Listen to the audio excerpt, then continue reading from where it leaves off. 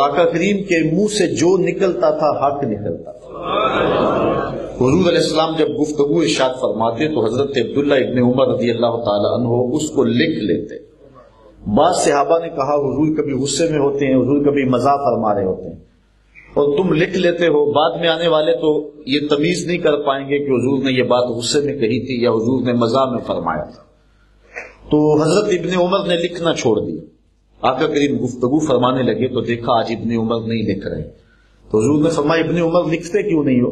عرض کی حضور مجھے پاس کے بعد صحابہ نے منع کر دیا ہے کہ آپ کبھی غصے میں ہوتے ہیں کبھی مزاح فرما رہے ہوتے ہیں۔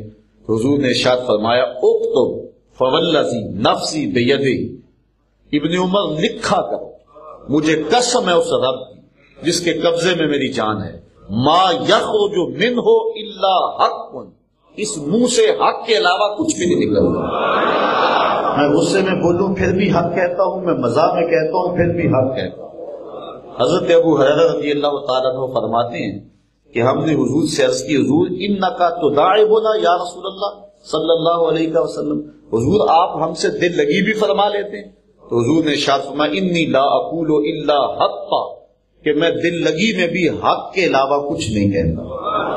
ہم لوگ مزاح میں کو بات کریں تو بعد میں پریشانی ہوتی ہے کہ یہ بات نہیں کہنی چاہیے تھی، غصے میں کر جائیں تو پچھتاوا ہوتا ہے، بعد میں معذرت کرتے پھرتے، لیکن اللہ نے اپنے محبوب کو تبا کا وہ نور نصیب فرمایا ہے اور آقا کریم علیہ الصلوۃ والسلام کو وہ اعتدال نصیب فرمایا ہے کہ حضور غصے میں فرما رہے ہوں پھر بھی حق فرماتے ہیں، مزاح میں کہہ رہے ہوں پھر بھی حضور حق ہی فرماتے ہیں۔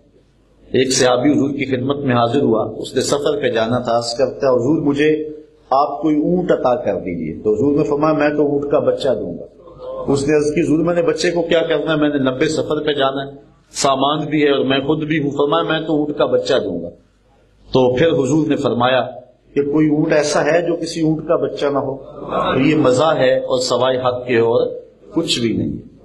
ایک صحابی تھے حضور کے جن کے ہاتھ موزونیت کے اعتبار سے کچھ لمبے ہوں گے، تو حضور ان کو از راہ مزاح فرما دیا کرتے تھے یا ذل یدین، اے دو ہاتھوں والے۔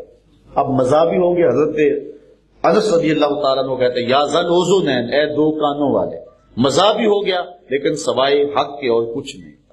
اچھا لطف کی بات ہے، کسی نے حضرت ذل یدین سے پوچھا، احادیث میں ان کی ایک حدیث ہے حدیث ذل یدین، عصر کی نماز میں 2 رکعت کے سر پہ حضور نے سلام پھیر دیا، تو حضرت ذل یدین اٹھ کے کھڑے ہو گئے، اقصرت الصلاۃ ام نسیتا، حضور نماز چھوٹی کر دی گئی ہے یا آپ بھول گئے؟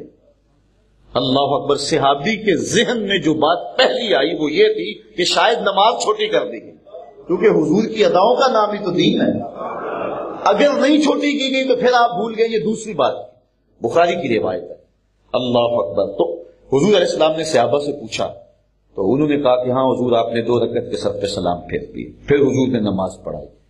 حالت نماز میں کسی سے کلام کر لیا جائے تو نماز باقی، مقتدی کلام کرے مقتدی کی گئی، امام کلام کرے امام کی گئی تو مقتدی کی بھی گئی۔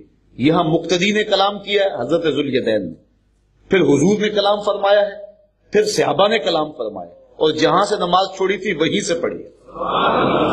معلوم ہوا اوروں سے کلام کریں تو نماز ٹوٹتی ہے، نبی سے کلام کریں تو نماز۔